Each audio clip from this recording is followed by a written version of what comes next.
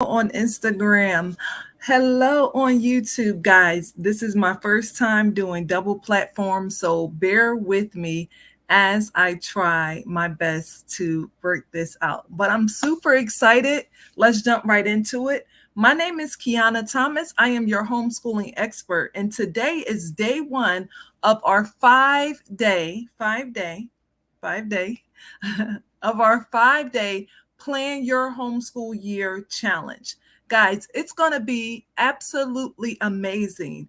It is going to be jam packed with information. So make sure you get your pens, your papers, your notebooks ready.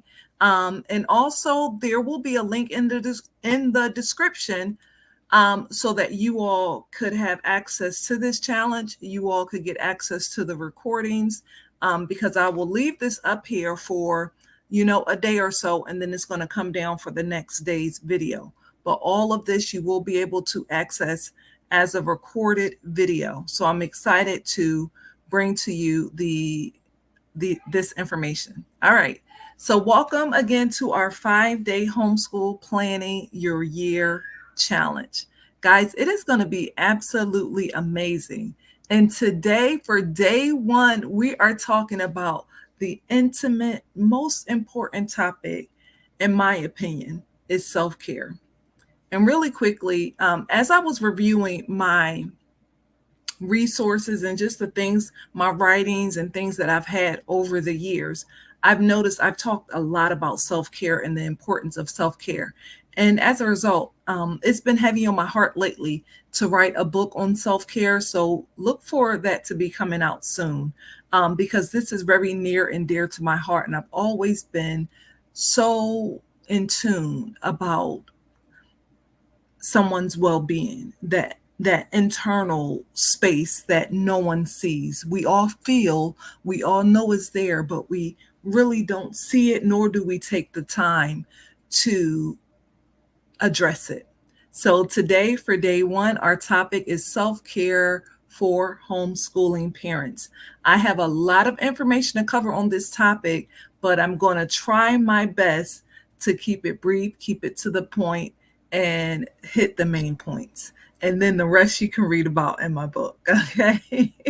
So the format of our challenge, and from today and the rest of the days, we'll talk about the process. So we'll go through that, and then I'll always give you guys action steps as well as resources. So our agenda for today, we're going to talk about the importance of self-care, understanding why self-care is so crucial for homeschooling parents. And then we're going to identify your personal needs and preferences. And again, the action steps, implementing a self-care routine. The importance, let's talk about it. Why self-care? Why is this the first thing that we need to talk about? I know you've heard time and time again, self-care is not selfish. You can't pour from an empty cup, and this and that. These things are very important, but do we take the time to think about what it actually means? We cannot pour from an empty cup. So you, mommy, you, daddy, as an homeschooling parent, is your cup full? Take a moment and ask yourself that. Is your cup full? Because guess what? If your cup is not full, how can you be fully present for those that you love? So why is this important? It's important because we're talking about maintaining our emotional, mental, and physical well-being. If those aspects are not aligned, there's no way we could give our best to our family, our children, those we love. So you have to check in with you. You have to be okay first before you can give that to someone else. Effective homeschooling, guys, if you've been doing it for a while, you know the energy it takes. You know the mental capacity it takes. And I wonder if there's been any studies out there about homeschooling parents and their depression rate. That's what I'm trying to think of. I wonder if there's been any studies done about homeschooling parents and their depression rate. Now, I'm taking a wild guess because I haven't done my research on it. This is something that just came up. But I know from the parents that I've talked to in this setting, a lot of them deal with depression. A lot of them do. And so you have to ask yourself why. Because homeschooling takes so much of you. But while it's taking from you, are you giving back to yourself? Are you refilling that? And if you are not, then let's talk about how we can make that change today. Let's talk about how we can make that change today. We're going to talk about prioritizing your self-care. Again, as homeschooling parents, nothing is more important than making sure our children get what they need when it comes to homeschooling. And 9 times out of 10, it comes at an expense for you. It comes at an expense for your mental health, your physical health. Some parents are so tired, exhausted, etc., but they'll keep running the race. They'll keep pushing because it's so important that their kids don't miss out, that their kids have X, Y, and Z, even at their own expense. So today we want to look at how we can prioritize self-care for ourselves as well as our children so that we can be better in our daily activities and daily lives, and even once again, be better for each other. Okay, so first thing is identifying those personal needs. Most of us parents, I know we love our kids so much, and especially if they're young, it has become all about your children. Sometimes so much so, the parents, especially moms, lose themselves in their children. So when they're asked, what brings you joy? What is it that you like to do? How do you like to relax? They laugh at it because they don't have an answer. So take a moment, and I would like for you to reflect on activities that bring you joy and relaxation. Hello, welcome. Thank you for joining me. Reflect on the activities that bring you joy and relaxation. And if you don't realize what those are because you've forgotten, because it's been so long since you've taken the time to really, again, enjoy yourself and enjoy the things that you love to do, then go back to that time before you had kids. Close your eyes and let's take a trip down memory lane. How old were you? What were you doing? Who were you with? What music was playing in the background? How did you feel? Take a deep breath in and let it out. Take yourself back to a time Your washer is done. when you enjoyed life. Take yourself back to a time where you were so happy in that moment and what it is that you were doing. What was it? Do you see it? Can you see yourself?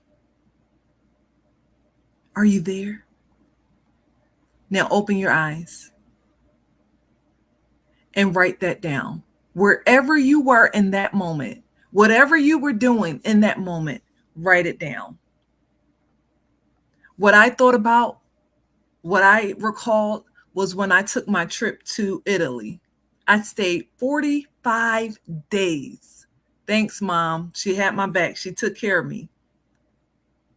She allowed me to be in a position where I could do that with a child. She kept my baby while I went to Italy for 45 days. And this is what I did while I was there. I studied fashion design and pattern making. I made a whole suit the pattern front of the suit, the lining, and the suit itself from scratch while I was there. What I recall during that time, I was so happy. Things were so amazing. Every day they had to kick me out of the building, y'all. When it was time for lunch, because I think they took an hour. I don't know if it was an hour or 2 hours. I can't remember the details because it was over 10 years ago. But the point is, I was enjoying my time so much they had to kick me out of the building when it was time for lunch because they took breaks and they shut everything down. They shut the power off, they shut everything down and they made you leave. They made you take breaks. And so the first week I was there, I kind of was sneaking in and trying to stay behind a few. They let me stay behind maybe 5 minutes and then they were like, you gotta go, like we're shutting down, you have to go. Like I was like, oh no, I'm gonna sit here and I'm gonna work through. They said, no, you cannot sit here and work, you have to leave, like we're closed. I was like, dang, I can't stay. No, you cannot stay. So they forced me to take a break.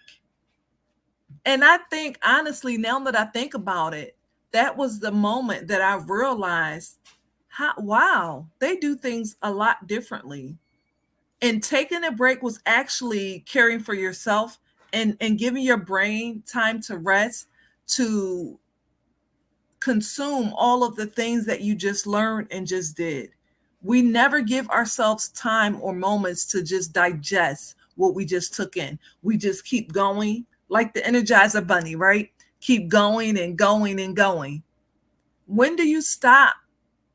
When do you take a moment to take a breath and take in what it is that you just learned or just did? And what I remember during that time, I was so happy from the moment I came in to the time I left. I had you could not upset me. I had the biggest smile on my face. I exuded joy and happiness and peace. So much so that I inspired another designer there, and she designed her croquis and her line after me. I was her inspiration. Because those of you who are in fashion and art and all of that, you start with the inspirational piece, and from there is where you create your work. I was her inspiration, and I asked, I said, really? Why? Me? Why? And she said, your joy is intoxicating. You walk in the room and you just light it up with your smile. I was like, really? So I hope that took you back to a time and a moment that you could remember that you were just so happy. It was nothing that anybody could say or do that was going to take your peace from that moment. And I want you to start practicing on getting back there, whether it be on a daily basis, a weekly basis, a monthly basis. But it's important to find that joy again, find that happiness again. And in that space, identify your personal needs. Again, when we're looking at this, we want to consider our physical needs, our emotional needs, our social needs. What are these aspects of self care on the physical, emotional, and social levels? A lot of times when we're talking about self care, think about it. What do you think about when you think about self care? For the most part, it's, oh, I'm going to get a facial. I'm going to get my nails done. I'm going to go shop. These are all physical things. So a lot of times when people talk about self care, they're never really getting to the other components of it. They're only dealing and talking about the physical component of it. But there is a very strong, and I would say even more important, the physical, the emotional and social aspect of it. Again, going back to that study and just thought of how many homeschool parents are depressed. How many are depressed? Or how many have said they're depressed? If you have been homeschooling for a while and you've been around a bunch of homeschooling parents and moms and just kind of talking, you've heard so many in your circle, and you may be one yourself that has dealt with depression and felt like alone, or felt you whatever those feelings are that come along with depression, with loneliness and all of that. So that social and emotional aspect is very, very important as well when it comes to self-care. And some things I want you to consider with those is, one, for your emotional space, maybe do some journaling. Maybe do something that is going to help you identify and kind of deal with and work through with whatever you're dealing with. For the social aspect, we as adults, if you're homeschooling, you're with your kids 24/7. So to, I would encourage you, um, excuse Kristen, you guys hold on. Kristen, I need you to, because I can hear you in the refrigerator and stuff. Thank you. Um, what was I saying? Oh, the social aspect. So, you guys, for your social aspect, it's important for you to get together with like minded individuals your age without the kids. Get together, whether it be once a month, whether it be once a week, whatever you can afford and whatever you can do. Get together with adults, with people your age and people with your like mind. Don't get together with people who don't believe in your vision and your mission to homeschool, who's going to badmouth you or talk down to you or even belittle you about your choice to homeschool. Don't, if it's family that's like that, limit your time and interaction with them, because all you need is motivation and uplifting. It's already challenging in this space anyway. The last thing you need is someone coming with their negative energy, making you second guess and making magnifying the doubts and the fears you already have about what you're doing. All you need is positivity, and if they can't give it to you, then limit or eliminate your time with those individuals, no matter who it is. Okay, so considering those aspects of self-care is also important. Now, identifying your personal needs. Again, I just took you guys through a little exercise to think about past hobbies that brought you joy. For me, again, it was sewing. It is sewing. Or even something new that interests you that you like to explore. Again, for me this year, something new I would like to do is learning garnishing. I love to cook. My food is delicious, but the garnishing and the presentation part is lacking. And so my goal is to learn that. That's a new interest I want to explore. Now the next thing is, okay, how much time do I have to explore that? That's to be determined. Self-care is giving the world the best of you instead of what's left of you, said someone famous. Let me read that again. Self-care is giving the world the best of you instead of what's left of you. Self-care is giving your family, your husband, your loved ones, the people you've made commitments to, your students, if you are, doing that, your leadership team, if your teams, wherever, whatever you're doing, giving the best of you instead of what's left of you. Take a moment to digest that. What would that look like in your life?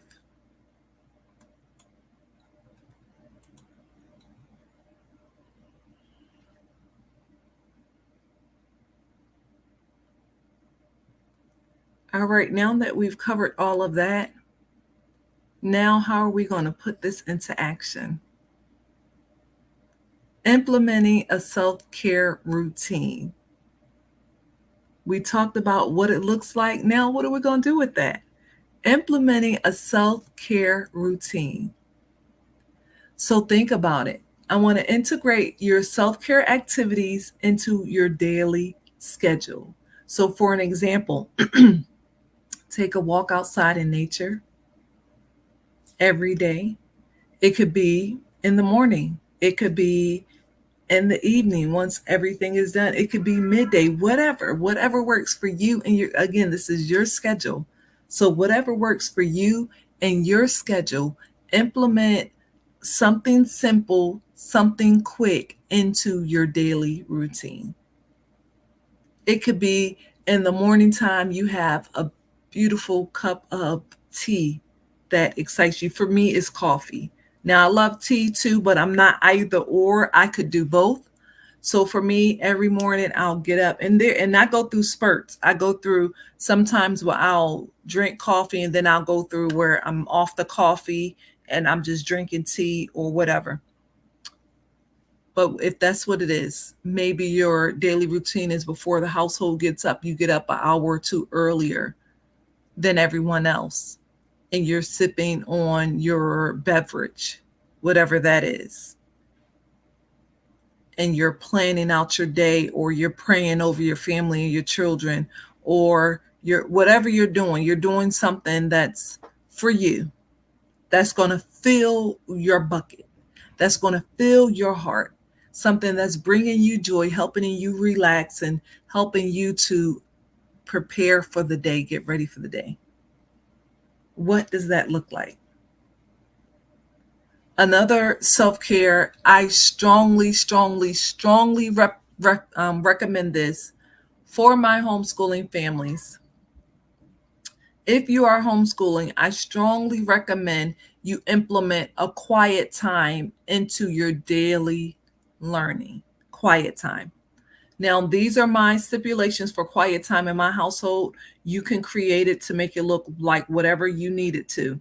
But for us, it has to be something quiet. You cannot call my name, and it's something that you do by yourself. So it's something you don't need my help, you do by yourself, which those are hand in hand, right? So something you don't need my help, so you'll be able to do it by yourself. Something you basically you can't talk, no questions, etc.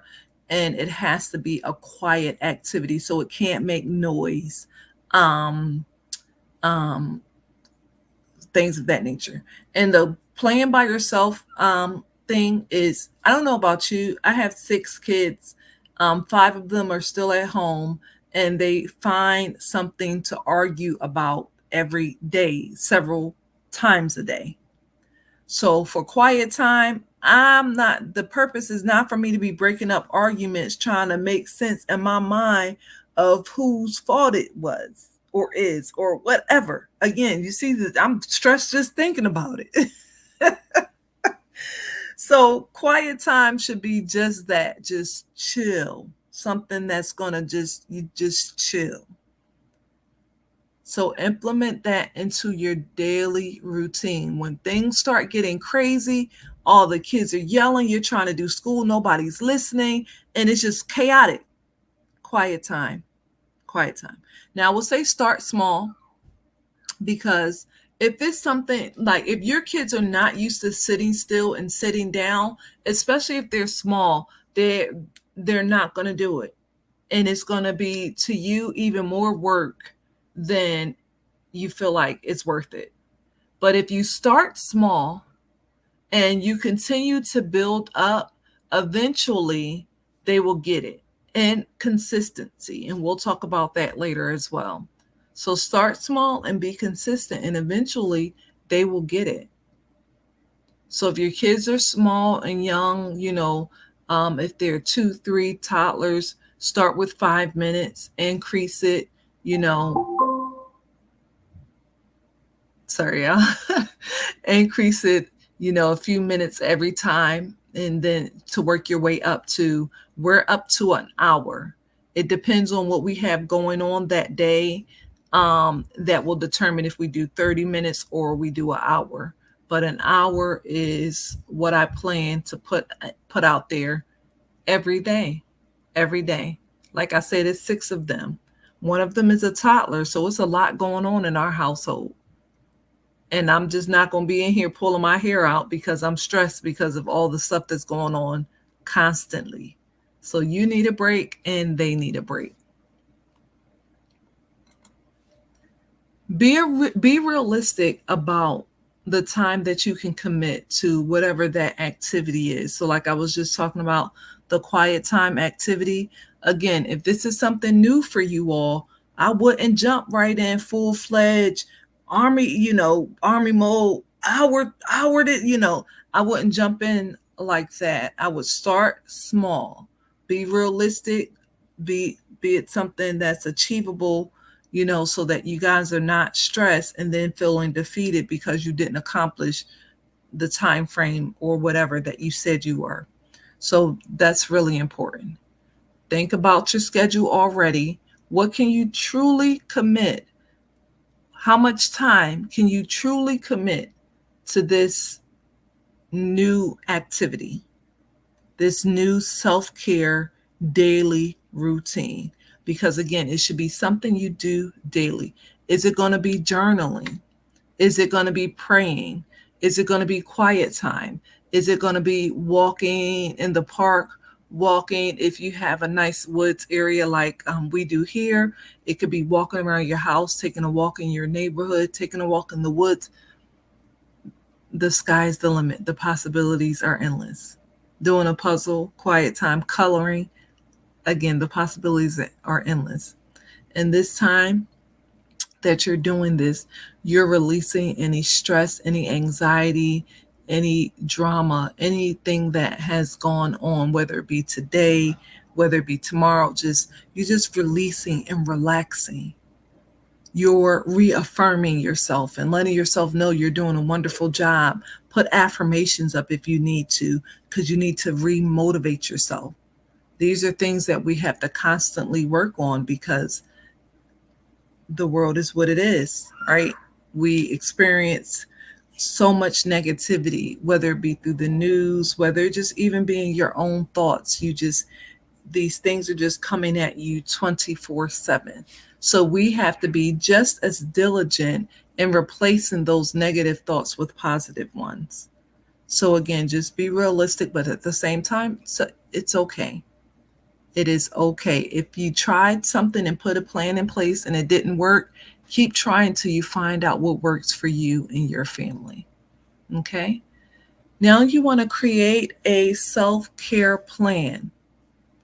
Again, your plan should be something you do daily, something you do weekly, and something you do monthly to just fill your bucket, to feed back into you, to uplift and to motivate and to encourage you. And again, I've given you several ideas for the daily activities. For weekly, it could be getting together with like-minded homeschool moms. If you attend church, it could be maybe you've connected with the mom there, getting together with them. It could be a book club. Maybe if you don't have any book clubs that you're a part of and you like reading and you want to do that, join your library book clubs or start one.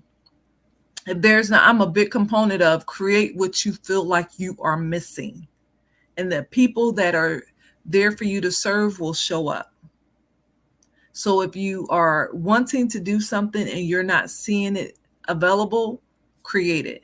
But I definitely encourage you to see what's going on at your local libraries and see what it is that you could participate in that's already there. So I know at our libraries, they have weekly sewing get ups where women get together and they do a craft project. Whatever craft project they're working on themselves, they bring it together and get together in this group and do this project. I haven't done it yet and gone there yet, but my goal is to go there and see what everyone's doing and just kind of get a feel of things. But that can be something you do. And then monthly. This is a plan that I had in place. Again, it will depend on what your finances look like or how you want to do things, but a plan that I had in place, remember, I have 6 children, 5 of them are still at home. And so one of my goals was to take a weekend vacation. I don't, let me see what I would call it. Just basically one weekend a month, I would go to a hotel to plan out my month for my content or for my homeschool, whatever it was that I needed to work on. Or maybe I wanted to just take the weekend and do nothing. just have a relaxing day, write in my journal, watch movies, eat popcorn in bed. Just, I wanted a day and a time just for myself that I didn't have to be bothered with homeschool. I didn't have to be bothered with kids, with husband. I could just relax. So that's on my bucket list, or one of my goals is to take a monthly stay away from home. And it will be, excuse me, monthly, I would take a weekend stay wherever that will be. So again, you figure out what works for you and your family and come up with a plan that you can practice self-care. And remember, when we're talking about self-care, we're not just talking about the physical things. So having a spa day and getting a facial and all those things are nice. They are awesome. But we also have to consider our mental health, our emotional well-being, and then the social aspect. If you are a loner, I get it. We still need people though. I get it. I get you want to be by yourself, but I encourage you to just go out, and you don't even have to talk. If you're an introvert and just go out and be out with like-minded individuals, like I mentioned with the craft group at the library, or a book club, where you're in the space and you're taking in what everyone else is saying and doing, but you don't necessarily have to speak. They may ask you your name, of course you're going to want to introduce yourself and things of that nature, but for the most part, you can just be engaged and be involved without having to be at the forefront of things. Okay. But whatever you do, find something to do without that will not involve the kids. This is so important. We love our kids, I know, but this is about you. This is about you, caregiver, mom, dad. This is about you filling your bucket, getting yourself full, bringing back the joy in your life so that you can then be there for your children and give them and those around you the best of you, not what's left of you. Okay? A reminder again with that, remember to be flexible and be consistent. So if something didn't happen, remember when I was giving you guys the quiet time, let's say you had your schedule and you wanted your quiet time to start at 10, but the kids didn't finish whatever they were doing, and it took, I don't know, 30 more minutes. So now it's 10:30. Be flexible. That's also going to help you with joy and letting things go when you're flexible. And whatever you do, be consistent. So if it's going to be quiet time for 5 minutes this week, do it. 5 minutes this week, every day. Be consistent. That's half the battle right there. Being consistent. And then the other part is being flexible. Now, we've talked about a lot, we've covered a lot, and I've given you a lot to think about. Here's one more aspect. In the midst of everything that we've covered, remember it's also important to maintain balance. Guys, I know because we homeschool, we do feel like we have to do it all, but I am here to tell you, friend, you do not. You do not have to do it all. So delegate those tasks that you just don't enjoy doing. For an example, me, I can't stand creating content.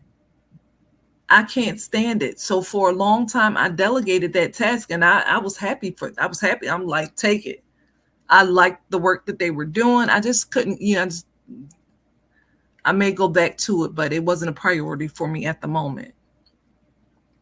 So concerning homeschooling, let's say math is not your forte and you stress every time it's time to do math, and so therefore so do the kids. Guess what? Delegate it. You don't have to do it. You do not have to do it. If it's in the budget even, and you can delegate having someone come in and clean for you. They got these apps now for grocery shopping. You can delegate that. Share your responsibilities. You don't have to do it all. I know we've been told Time after time, day after day, we got an S on our chest. I know. I know. And guess what? You can still have that S on your chest, but just put another shirt on over it for now and release that job to someone else. That S ain't going nowhere. It's still there. You're still the bomb. You are still the one. You still got it.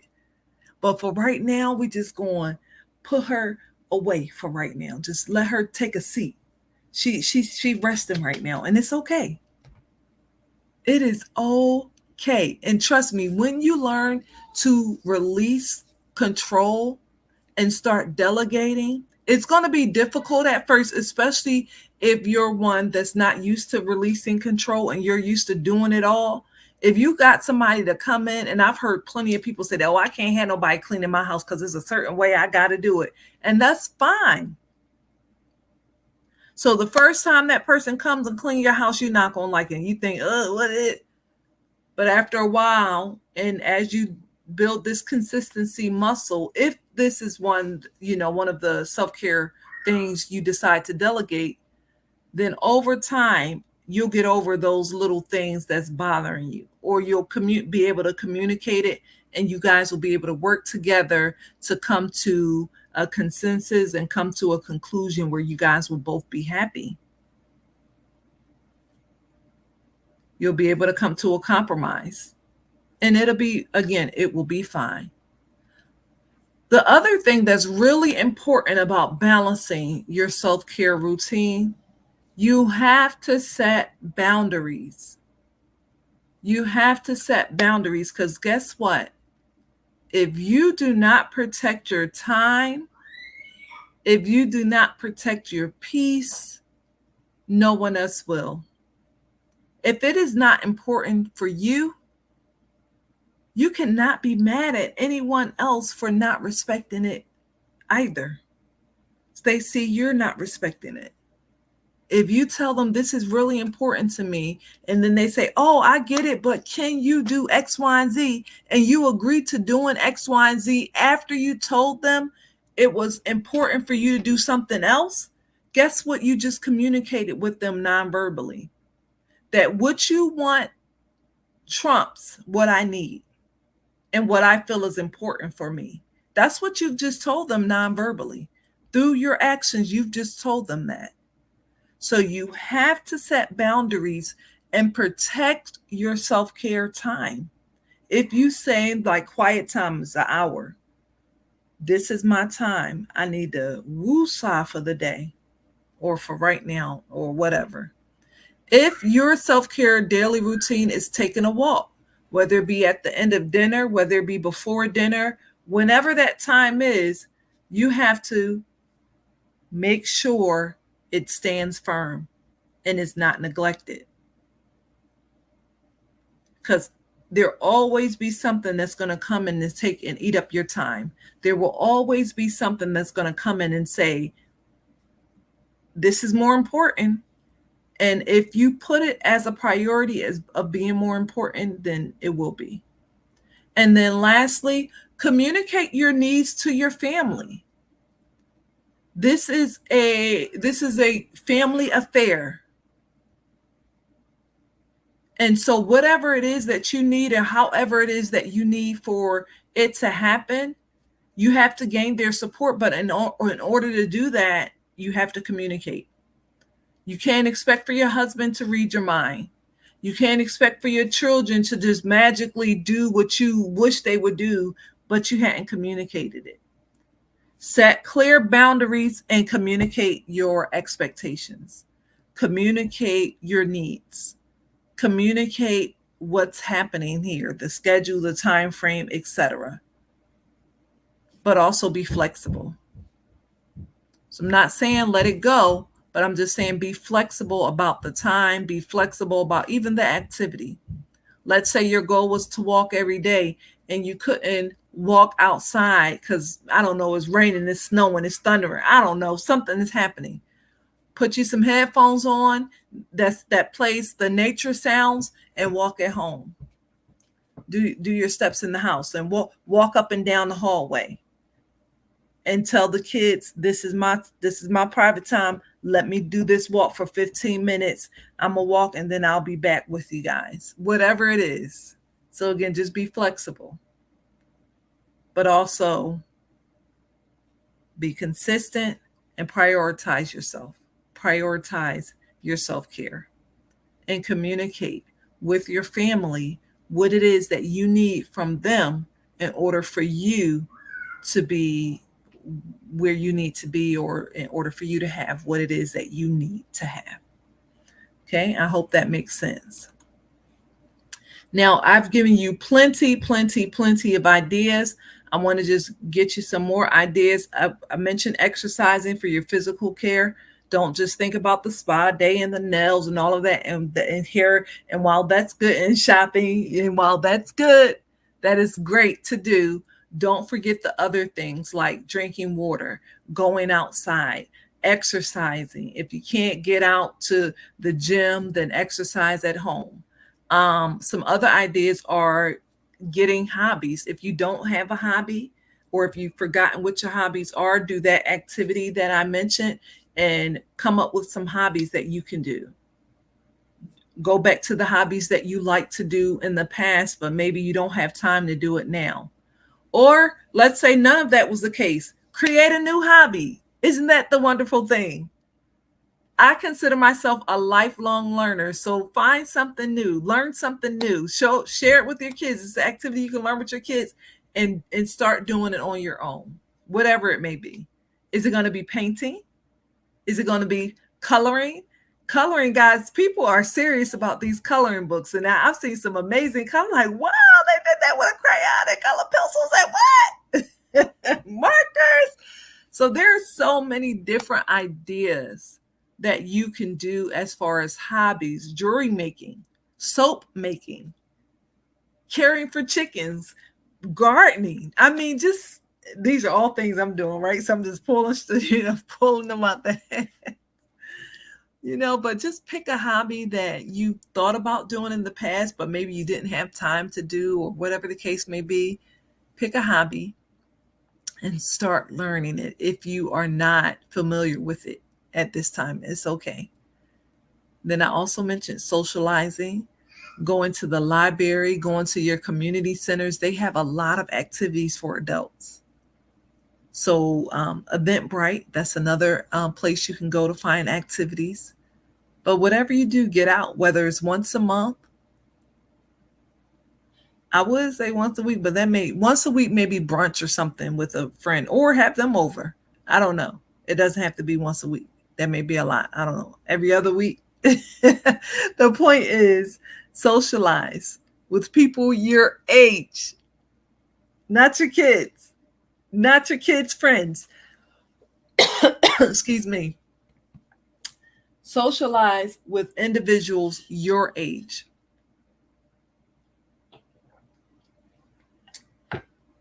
You'll be happy you did. And at the end of the day, relax. After it all, relax. Light you a candle, get you some fresh flowers. I saw this on a YouTube, I guess it was like a short, and it was just showing pictures of all these relaxing things, and most of them were very physical, the baths, and it was just all the same, pretty much just different photos of the same thing. But one photo stood out to me, and I started doing it every now and then, because my goal is to grow my own flowers so I don't have to keep going and purchase them. And I can go to my yard and clip the flowers that I want, so I can have some fresh flowers on my nightstand. But it was a picture of fresh flowers on the nightstand and a candle lit, and nothing else was on the nightstand. And that, for some reason, like I said, all of the images were very similar images. It was bathing and, facials and candles, all of the images were very similar. But for some reason, that image stood out to me. And so that is a habit that I have started doing, that I just enjoy. I just love it. I want to relax. I go light my candle. I have my flowers. I got some flowers up there now that need to be replaced. They're done for. And you oh, I think I did get rid of them already, but I need to replace them. Anyway, not the point. But whatever routine that you want to do, whether it's facials, but at the end of the day, it should relax you. Is it a foot rub?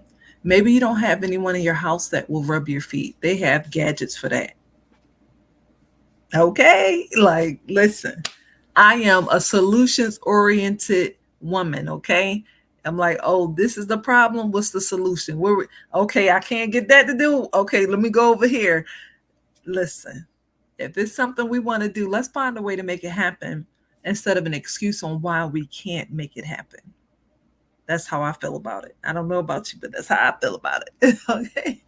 So find a routine for relaxing on a regular basis, whether it's nightly, like I said, for me, the candles and I don't do it every night, but it could be a nightly routine, the candles and the flowers, and you're reading, you're journaling, or whatever that looks like for you. Okay. Now, some resources: books, apps, support groups. I mentioned that already. I mentioned the apps. I mentioned the support groups like your library and finding events on Eventbrite, and also your community centers. Those are good places to go. Facebook is a good place to go to find out, to find homeschool groups. You can find local groups in your area and actually get together. A lot of them have meetups and they have mom meetups.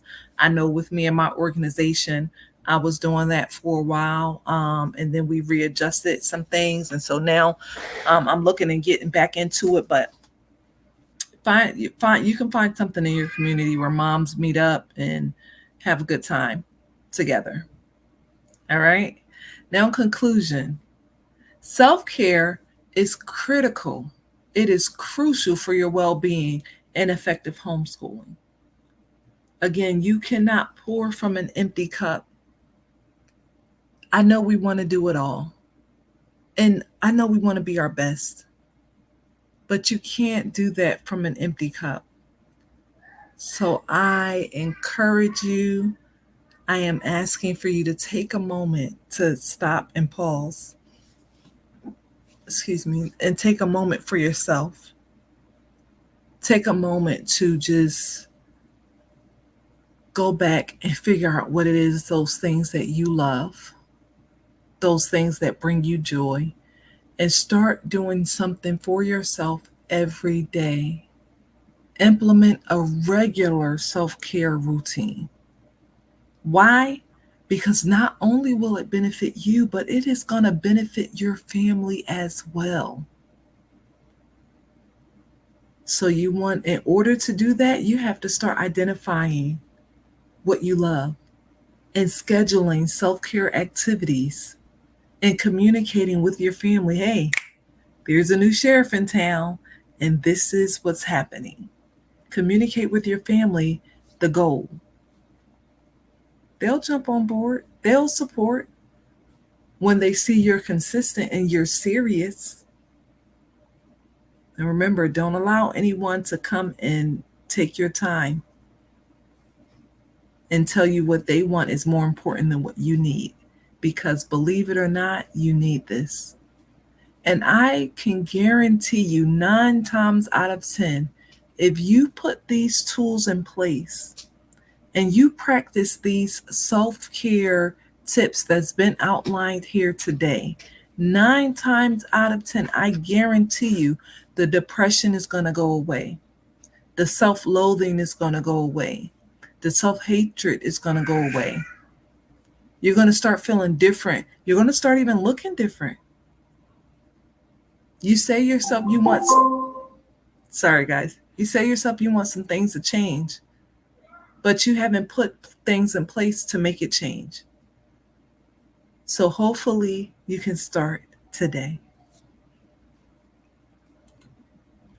All right, so this is our Q&A time. If you have any questions, then feel free to put them in the comment section below, and I'll answer the questions as I get to them. If there are some questions that I see that may come in, I'll put it out there so that you all, the general public, can see it as well.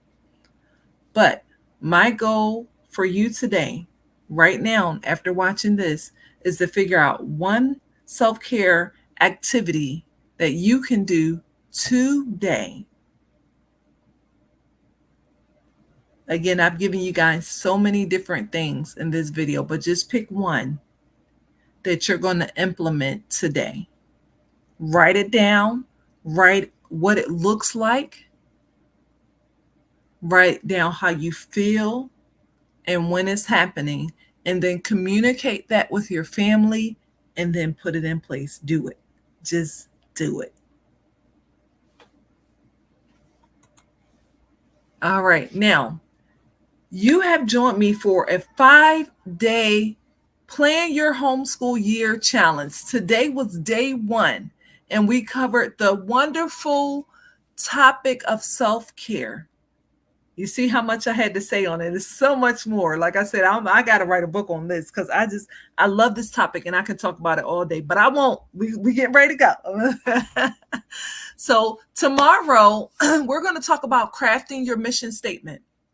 What is a mission statement? Your mission and vision statement. What is it? Why do you need it as a homeschooler? And then the next day, so day 3, will be identifying your child's learning style. And then day 4 is what we all been waiting for, is planning your homeschool year. I think day 3 we're going to also add identifying your homeschool, your child's style, and we're going to also add we're going to also add starting to plan, because planning your homeschool year is so much in there. I don't want to just leave it for one day. So I think we're going to include it on probably day 3, 4, and 5, because that's how much, again, I want to be very extensive and thorough. So with that being said, day 4 is planning your homeschool year. We're going to break it down: yearly plan, monthly plan, weekly plan, and daily plan. And then day 5, we'll talk all about assessments. Guys, thank you so much. It has been a wonderful time. I appreciate you joining me today and hanging in there. It has been, since my new account, because those of you who've been with me know that my account was hacked. And since my new account, I think this is the longest video, because to be honest, I just lost my taste of things and, just was like, you know what? This is just too much. But anyway, thank you for joining me, because I know that you have many options, but you chose to spend it with me. And for that, I am grateful. I look forward to seeing you tomorrow on our 5-day homeschool planning challenge. Do, do, do, do. Don't have music, create it yourself. All right, guys, have a good one. See you soon.